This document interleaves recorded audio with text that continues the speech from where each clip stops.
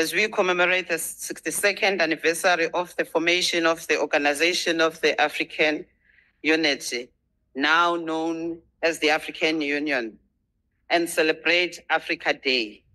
The AU anthem calls upon us as Africans in the continent and those in the diaspora, I quote, to unite, celebrate together the victories won for our liberation. Let us dedicate ourselves to rise together to defend our liberty and unity, close quote.